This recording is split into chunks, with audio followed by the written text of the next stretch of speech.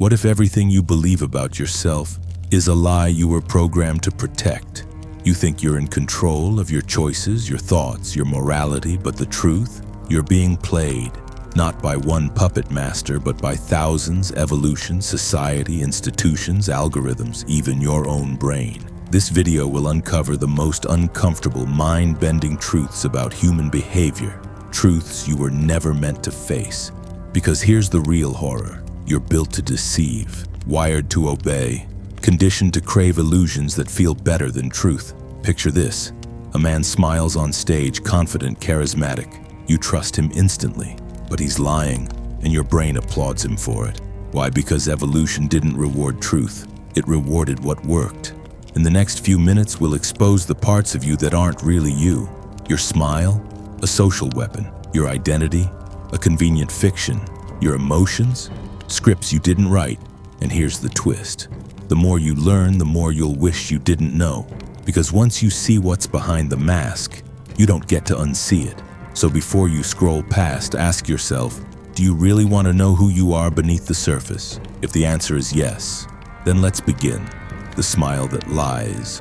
Why humans are built to deceive. There's something unsettling about a perfect smile. The way it disarms, reassures, distracts. A flash of white teeth and warmth, and suddenly, the threat disappears. But history has shown us some of the most dangerous people wear the kindest faces. We trust the charming. We vote for the charismatic. We follow the confident. And often we realize too late that the smile we believed in was a mask. This is where our story begins, not with monsters, but with something far more familiar, ourselves. Because deception isn't a glitch in human nature, it's a design. We lie with our words, yes, but more often we lie with our tone, our posture, our silence. We fake laugh in conversations, say we're fine when we're falling apart, compliment people we secretly resent, not because we're malicious, but because we're programmed to survive social environments. And the truth? Survival often favors the deceiver. Psychologists call it theory of mind, the ability to understand that others have beliefs, desires, and intentions different from your own. It's what allows us to empathize and what enables us to manipulate. You see, once we evolved the ability to imagine what others are thinking, we also developed the ability to control what they see. That's where social camouflage begins. In nature, a predator hides to hunt.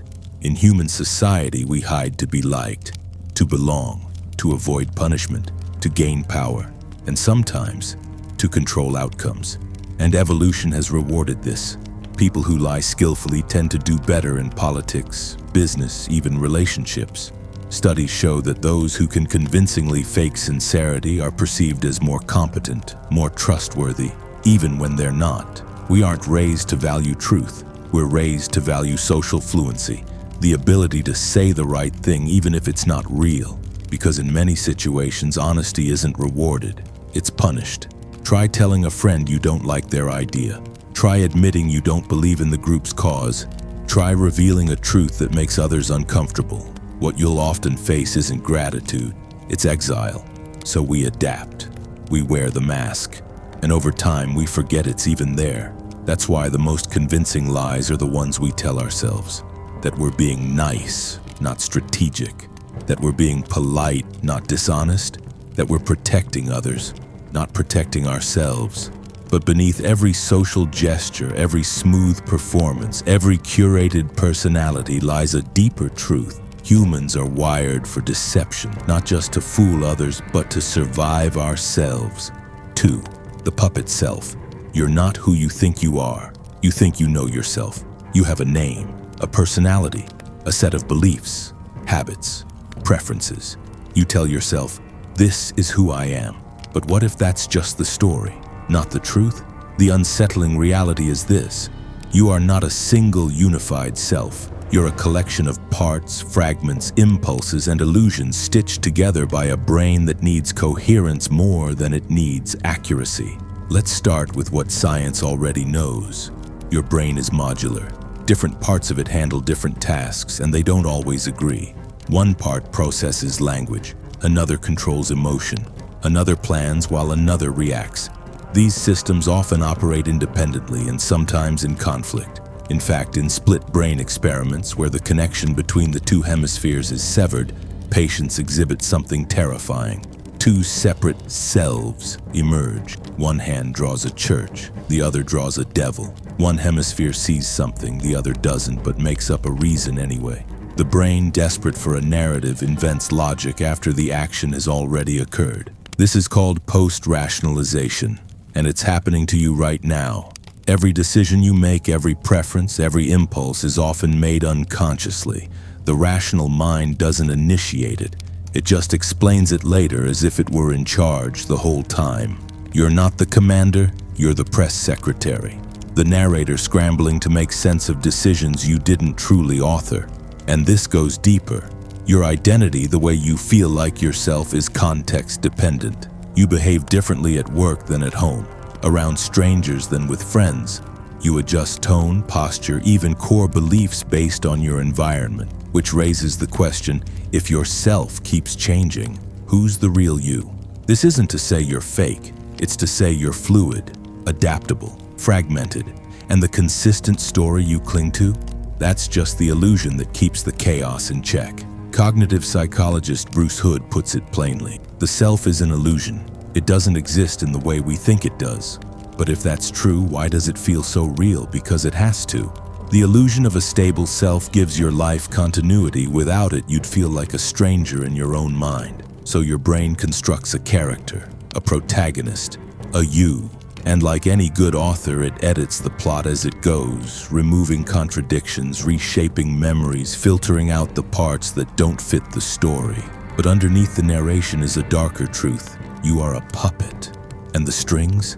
You can't even see them. They're made of neurons, hormones, conditioning, childhood scripts, inherited trauma, and instincts older than language. You are reacting, adapting, performing, but not choosing, at least not in the way you think. This doesn't make you powerless, it makes you human. And now that the illusion is cracked, what will you do with the pieces? The power of the crowd. Why morality collapses in groups. You like to believe you're a good person, you know right from wrong. You have a conscience, a moral compass. But here's the question no one wants to answer honestly. What happens to that compass? When everyone around you points it in the other direction? Throughout history, the darkest acts weren't committed by monsters. They were carried out by ordinary people, in groups. From Nazi Germany to Rwandan genocide, from public executions to online cancel mobs, the pattern repeats. Individual morality melts in the presence of collective momentum, and science has known this for decades. In 1961, psychologist Stanley Milgram conducted a disturbing experiment. Volunteers were told to administer electric shocks to a person behind a wall every time they answered a question incorrectly. The shocks weren't real, but the screams they heard were. What did most people do? They obeyed. They pushed the button again and again because someone in a lab coat told them to. Milgram's conclusion?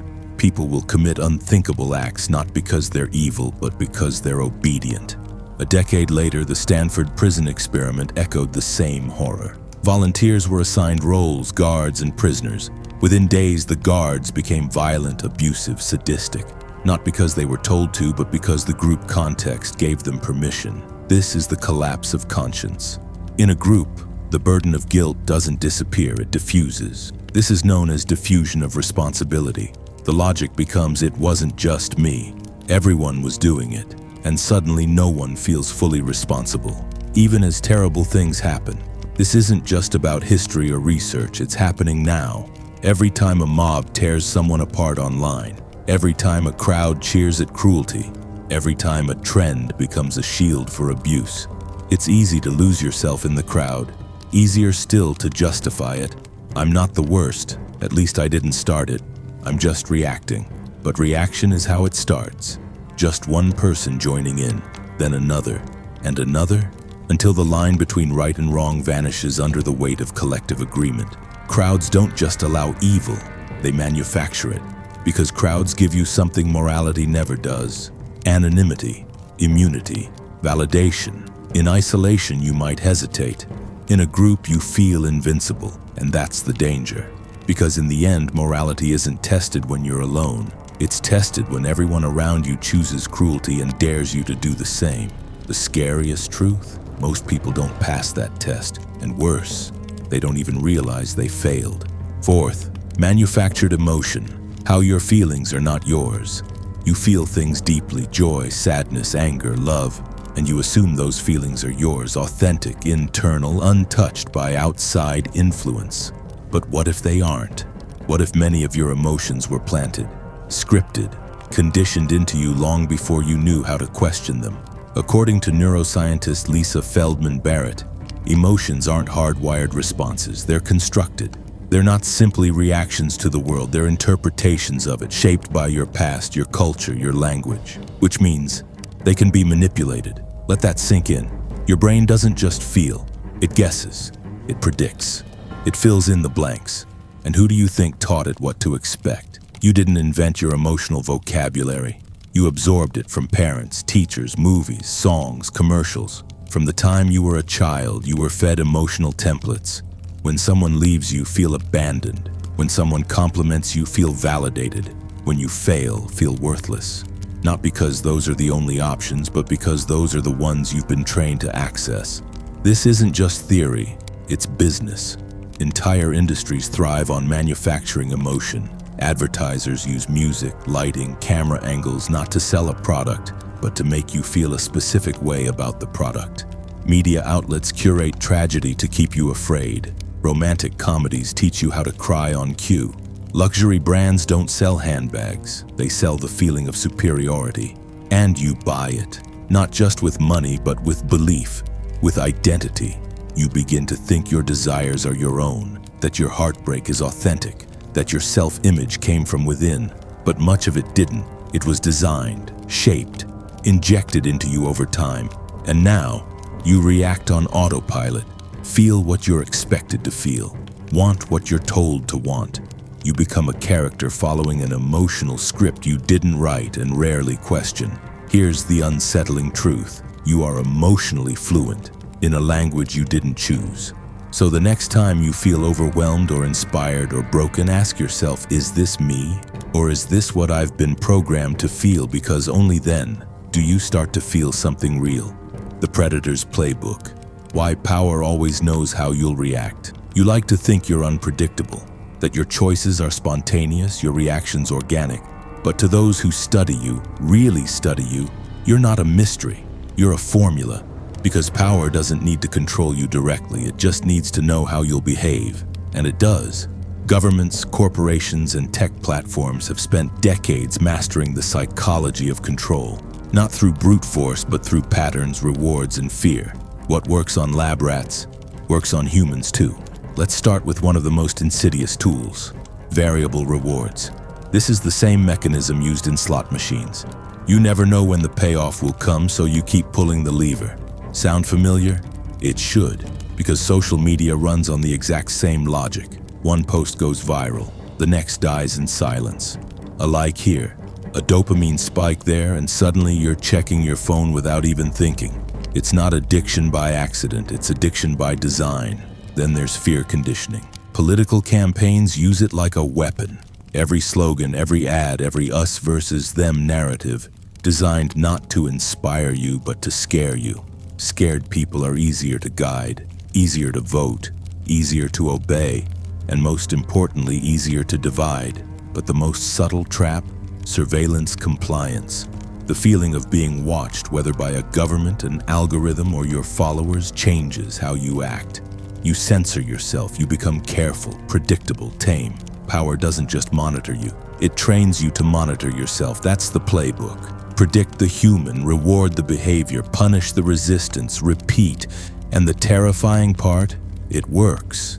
Because your instincts, the things you think make you free, are predictable patterns mapped out in behavioral labs, boardrooms, and strategy war rooms. They know when you'll click. They know when you'll panic. They know when you'll comply. You're not just being watched. You're being studied. You're being shaped. And unless you become aware of the game, you will always be a piece in it. 6. The truth filter. Why the mind rejects reality. It can't emotionally handle. We like to think truth is self-evident, that once we see the facts, we'll accept them. But the brain doesn't work that way, because truth isn't filtered through logic first. It's filtered through emotion. And when reality threatens our emotional stability, when it disrupts our worldview, our identity, our sense of control, we reject it, not because it's false, but because it's unbearable. This is the silent mechanism known as cognitive dissonance. When the mind holds two conflicting beliefs, it doesn't calmly resolve them. It scrambles to protect the more comfortable one, the one that keeps your ego intact, the one that spares you from guilt, shame, or helplessness. So when we're faced with harsh realities like systemic injustice, political corruption, or personal failure, we often don't confront them. We reframe them, deny them, find a softer version we can live with. And that's where confirmation bias creeps in. Instead of seeking what's true, we seek what feels true. We chase headlines that agree with us. We follow people who validate us. We filter out information that threatens us. The internet didn't create this, it just supercharged it. Algorithms feed you what comforts you. Echo chambers isolate you from contradiction. And soon, you're not just avoiding truth, you're incapable of recognizing it when it arrives. But the real danger isn't just in denial, it's in replacement. When people can't handle the raw, painful truth, they invent a version that's easier to live with. That's how conspiracies thrive. They offer structure where there is chaos, a villain to blame, a hidden plan behind the madness. It's easier to believe the world is controlled by secret elites than to accept that it might be spiraling for reasons no one can fully control. Because uncertainty is scarier than lies. Truth doesn't always feel good. It rarely feels safe. And so the mind, in a desperate act of emotional self-preservation, chooses a lie dressed in comfort over a reality dressed in blood. This isn't weakness, it's wiring. But it means one thing undeniably. The truth doesn't always win because it doesn't always feel good to know. 7. Awaken or adapt. The final choice you must make now. You've seen the cracks, the smile that lies, the self that isn't whole, the crowd that corrupts, the feelings you didn't choose, the power that plays you, the truths your mind refuses to hold. So the question is no longer, is it real? But rather, what will you do with it? Because awareness is not relief, it's responsibility. And from this point forward, there are only two paths. You can go back into the soft illusion, back into curated feeds, familiar labels, rehearsed emotions, back into the comfort of the crowd, where truth is negotiable and conscience optional. That's the easier path, the one most will take. Or you can stay awake. You can begin to see, really see, what's shaping you, scripting you, sedating you. You can choose to feel the discomfort that clarity brings, to live without the mask, to confront the game even when it costs you the comfort of fitting in. Jung once said, people will do anything, no matter how absurd, to avoid facing their own soul. But maybe you're not people. Maybe you've crossed a line you can't uncross, seen something you can't unsee. And here's the burden. Awareness doesn't fix the system. It doesn't protect you from manipulation. It doesn't silence the noise. But it gives you one thing the illusion never could: the ability to choose. Choose what you believe. Choose how you act. Choose whether you will be a reflection of the world or a disruption within it. You don't need to have all the answers, but you do need to make one decision. Will you adapt to the lie or awaken to the truth, even when it hurts? Because now that you know, can you ever really go back?